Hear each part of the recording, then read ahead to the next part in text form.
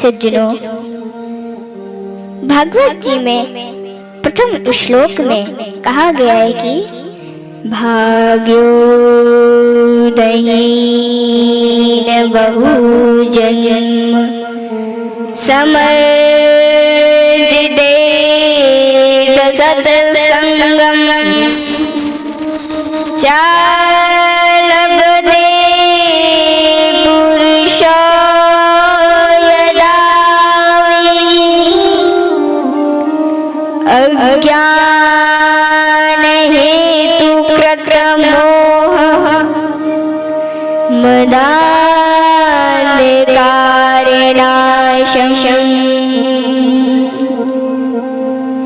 विधाय हितदयते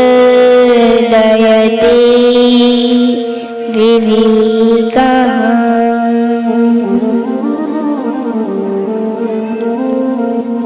एक जन्म का नहीं, अनंत जन्मों के भाग्य जब उदय होते हैं तो ही श्रीमद् भागवत कथा में रुचि हो पाती है, अन्यथा नहीं हो पाती। ऐसा सुंदर यह भक्तिपूर्ण अनुष्ठान तो केवल गोविंद की कृपा से ही होते हैं प्यारे। सज्जनों, भगवान की कथा कभी मनोरंजन की दृष्टि से नहीं सुनी जाती। हाँ, थोड़ा बहुत मनोरंजन हो जाए, यदि कोई इस दृष्टि से सुनता है तो यह अपराध है। कथा तो इस भाव से सुननी जानी चाहिए कि हमारे जीवन में उतर जाए, हमारे हृदय में उतर जाए।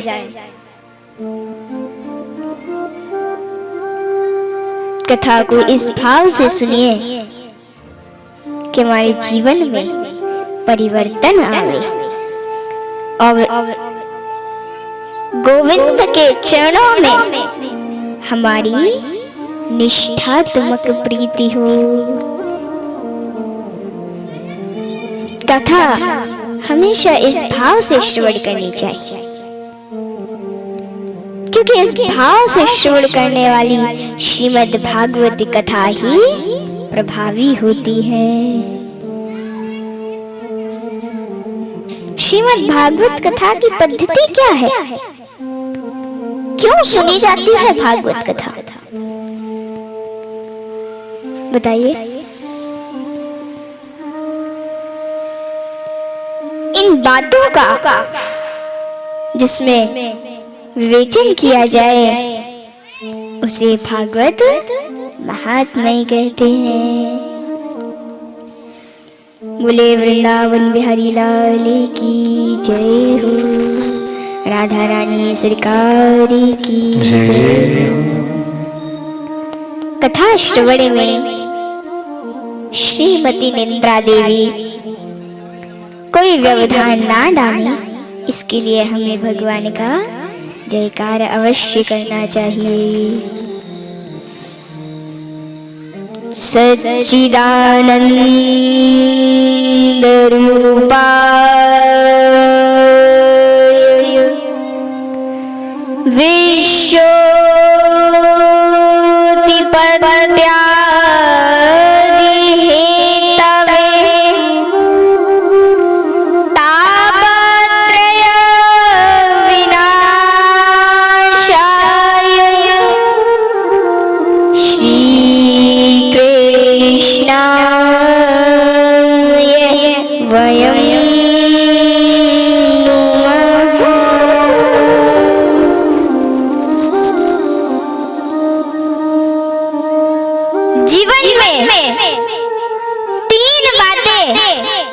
बहुत समझने की।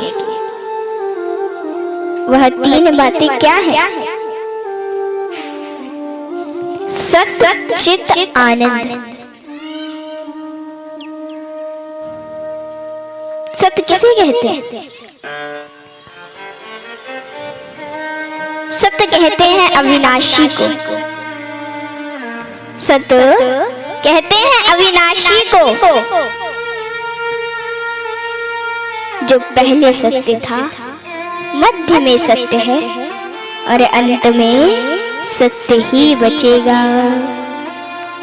पहले मध्य और अंत में वही बचता है।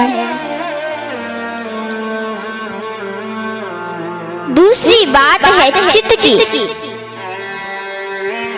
तो चित्त माने प्रकाश होता है, यानी कि हमें कोई भी कार्य करना होता है, पुस्तक पढ़नी होती है, फिर कोई भी कार्य करना होता है, तो हम प्रकाश लेते हैं, क्योंकि हमें प्रकाश चाहिए, रोशनी चाहिए होती है।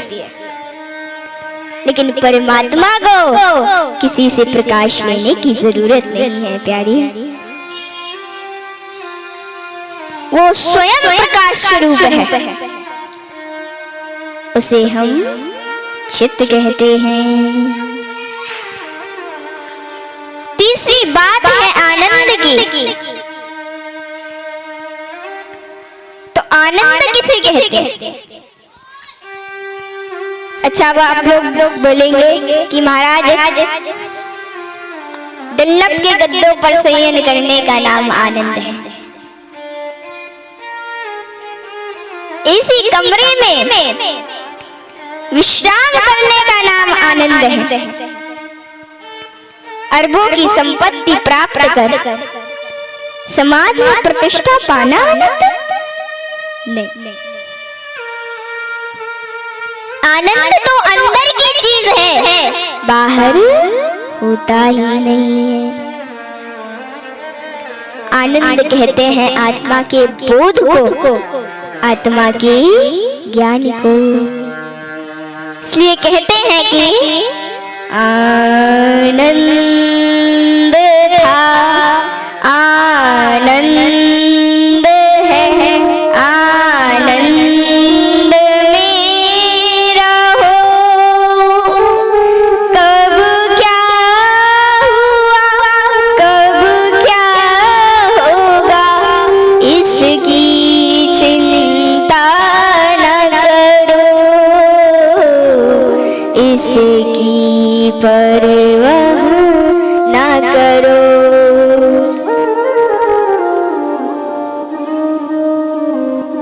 देखिए, दुनिया में जितनी भी चीजें हैं, उन सब का उल्टा कुछ ना कुछ है। जैसे धनवान का उल्टा होता है निर्धन, विद्वान का उल्टा क्या होता है? मूर्ख। परंतु आनंद का उल्टा कुछ नहीं होता, क्योंकि वह परमात्मा का रूप है। इसलिए कहते हैं कि सत्य भी श्री कृष्ण है, चित्त भी श्री कृष्ण है और आनंद भी श्री कृष्ण ही है प्यारे। आनंद भी श्री कृष्ण ही है। सच्चिदानंद रूपाय विश्व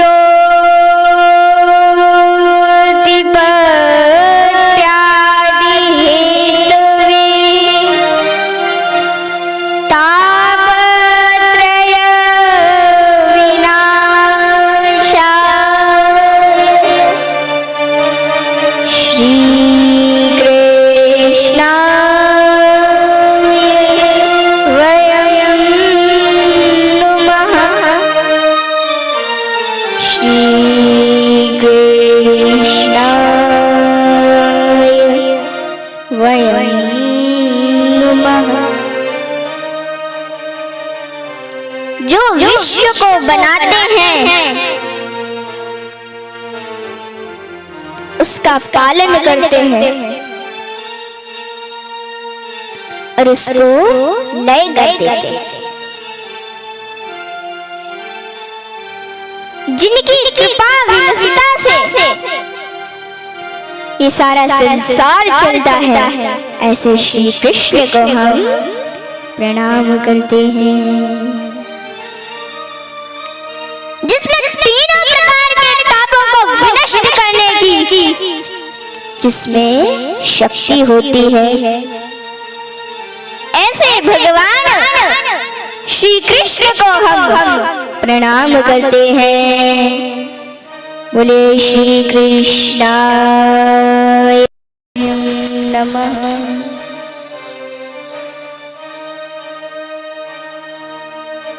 तीन प्रकार के ताप कौन कौन से होते हैं?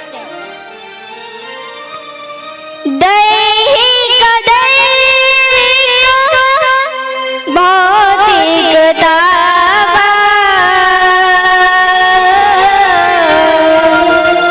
ये तीन प्रकार के ताप हैं। और राम राज कहु हिम व्याप, राम राज कहु हिम व्याप।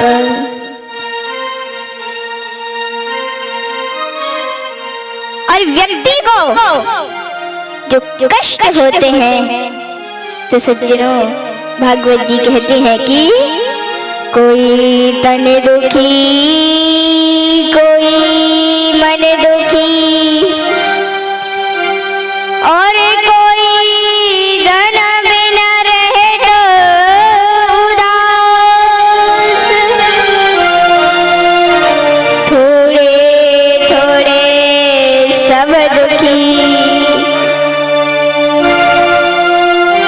और सुखी राम के दास।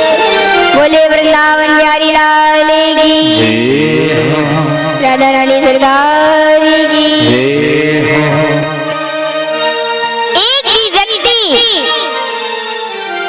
संसार में ऐसा नहीं है जो ये कह सके कि मैं सुखी हूं।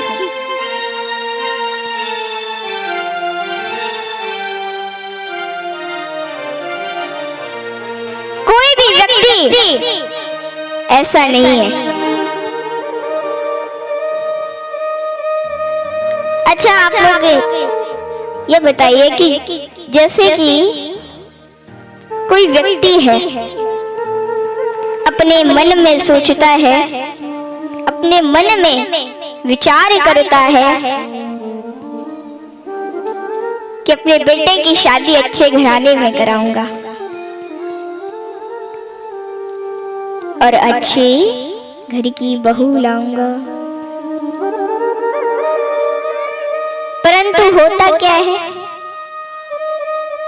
कि बेटा घर के नौकरानी की बेटी को ले गया और उसी के साथ में शादी कर ली।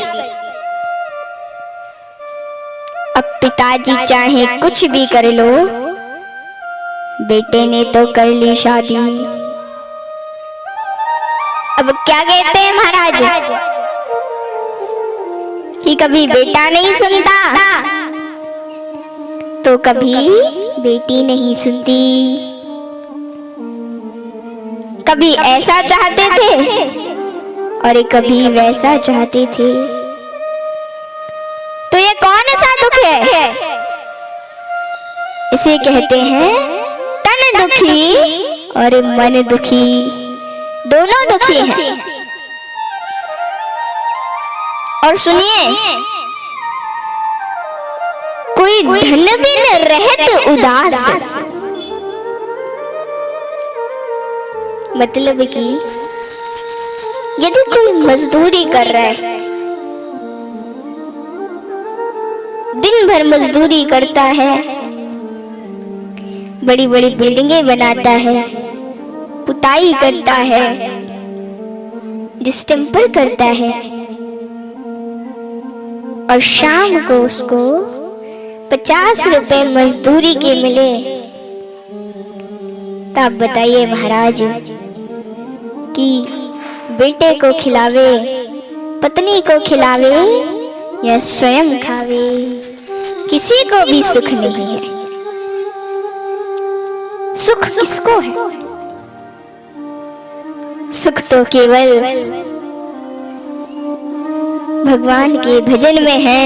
सुख तो केवल गोविंद के कीर्तन में है। सज्जनों, कबीरदास जी क्या कहते हैं? वो कहते हैं, बस स्वयं से कहते हैं कि कबीरा सब जग निर्धना, धनवंत